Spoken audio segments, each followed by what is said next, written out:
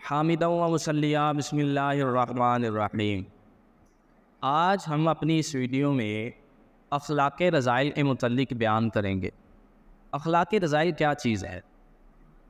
اخلاق رذائل اسے کہا جاتا ہے یعنی ایسے کام یا ایسے افعال جس کو اپنانے سے، جس کو کرنے سے انسان کی قدر و قیمت، انسان کی عزت میں، معاشرے میں کمی واقع ہو، وہ اخلاق رذائل کہلاتے ہیں۔ یعنی انسان اگر معاشرے میں کوئی ایسا کام کرے جس سے اس کی عزت میں کمی واقع ہو، لوگ اس کو اچھا نہ سمجھے، تو وہ اخلاق رذائل ہے۔ اخلاق رذائل میں سے جو پہلی چیز ہے جھوٹ، اس کے متعلق آج ہم انشاءاللہ تعالیٰ بیان کریں گے۔ جھوٹ کیا چیز ہے؟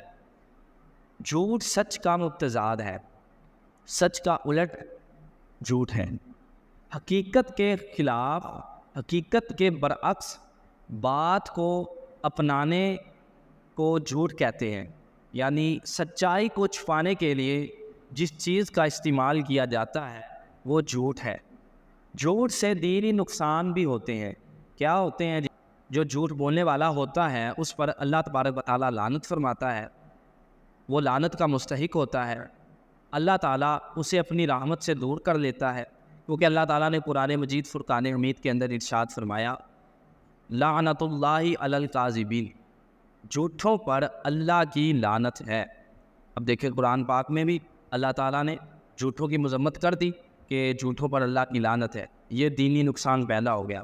قرآن پاک میں اس کی جھوٹوں کے خلاف وضاحت آ گئی۔ آگے اب احادیث مبارکہ میں بھی جھوٹ کے خلاف مذمت کی گئی ہے۔ بخاری مسلم میں حدیث پاک موجود ہے۔ حضرت عبداللہ ابن مسعود رضی اللہ تعالیٰ عنہ اس حدیث کے روایت کرنے والے ہیں۔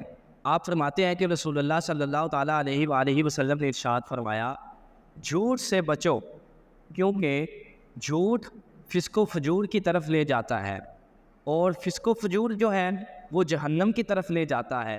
جو شخص لگاتار مسلسل جھوٹ بولتا ہے اور جھوٹ کو اپنا لیتا ہے تو اللہ تبارک و تعالیٰ کے ہاں وہ جھوٹا اور کذاب لکھ دیا جاتا ہے۔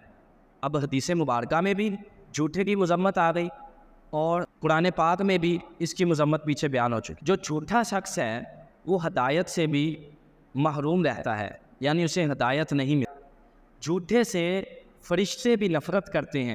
حدیث پاک کا مفہوم ہے کہ جب انسان جھوٹ بولتا ہے تو جو فرشتے ہوتے ہیں وہ اس سے 1 میل دور چلے جاتے ہیں۔ جب وہ جھوٹ بولتا ہے تو اس سے بدبو آتی ہے، تو وہ اس بدبو سے 1 میل دور چلے جاتے ہیں۔ اب یہ ساری قسمیں ہو گئی جھوٹ کی، لیکن نبی اکرم نور مجسم صلی اللہ تعالیٰ علیہ وآلہ وسلم نے ارشاد فرمایا مومن کبھی جھوٹ نہیں بول سکتا۔ حضور کی حدیث مبارکہ کے مطابق مومن جھوٹا نہیں ہو سکتا، کیونکہ اللہ کے نبی نے ارشاد فرما دیا ہے۔ حضرت صفوان بن سلیمان رضی اللہ تعالیٰ عنہ سے روایت ہے، آپ فرماتے ہیں کہ نبی اکرم نور مجسم صلی اللہ تعالیٰ علیہ وآلہ وسلم نے ارشاد فرمایا مومن کبھی جھوٹ نہیں بول سکتا۔ حضور علیہ الصلوۃ والسلام کی بارگاہ میں عرض کیا گیا یا رسول اللہ کیا مومن بخیل ہو سکتا ہے؟ تو نبی اکرم نور مجسم صلی اللہ تعالیٰ علیہ وآلہ وسلم نے فرمایا ہاں مومن بخیل ہو سکتا ہے۔ پھر دوسرے نمبر پر حضور کی خدمت میں عرض کیا گیا یا رسول اللہ کیا مومن بزدل ہو سکتا ہے؟ تو نبی اکرم صلی اللہ تعالیٰ علیہ وآلہ وسلم نے ارشاد فرمایا ہاں مومن بزدل ہو سکتا ہے۔ تیسرے نمبر پر جو بات پوچھی گئی حضور سے، خدمت میں عرض کی گئی کہ یا رسول اللہ کیا مومن جھوٹا ہو سکتا ہے؟ تو حضور نے ارشاد فرمایا نہیں، مومن جھوٹا نہیں ہو سکتا۔ حضور نے فرمایا مومن بخیل بھی ہو سکتا ہے، مومن بزدل بھی ہو سکتا ہے، لیکن مومن جھوٹا نہیں ہو سکتا۔ نبی اکرم نور مجسم صلی اللہ تعالیٰ علیہ وآلہ وسلم نے ارشاد فرمایا 3 مواقع پر انسان جھوٹ بول سکتا ہے، یعنی ایسے 3 مواقع جن پر جھوٹ بولنا درست ہے۔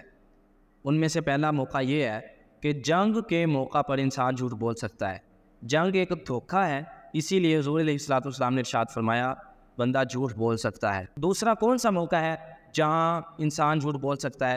حضور علیہ الصلوۃ والسلام نے ارشاد فرمایا 2 آدمیوں کے درمیان یا 2 گروہوں کے درمیان صلح کروانے کے لیے، صلہ رحمی کے لیے انسان جھوٹ بول سکتا ہے، تاکہ ان کے درمیان دشمنی نہ بڑھے، ان کے درمیان بغض نہ بڑھے، ان کے درمیان جو عداوت ہیں وہ نہ بڑھے، اور ان کے درمیان دوستی اگر کروائی جائے جھوٹ سے تو حضور نے فرمایا ایسے موقع پر جھوٹ بولنا درست ہے۔